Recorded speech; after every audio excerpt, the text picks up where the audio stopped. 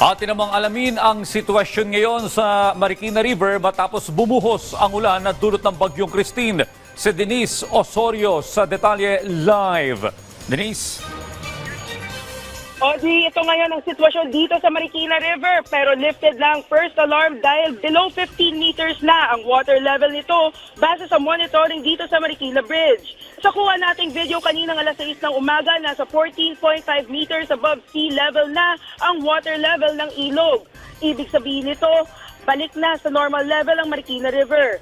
Pero para sa impormasyon ng ating mga kababayan dito sa Marikina, pagdating kasi ng first alarm, karaniwang naghahanda na ang mga residente rito para lumikas. Dahil kapag nag-second alarm, evacuation na ang ibig sabihin nito para sa ating mga kababayang nakatira sa tabing ilog. Audrey, lahat ng floodgates sa Manggahan ay nananatiling bukas o all gates open ang status at tuloy-tuloy lang ang daloy ng tubig. Yan ang pinakuling balita mula rito sa Marikina Bridge, Audrey. Maraming salamat, Denise Osorio.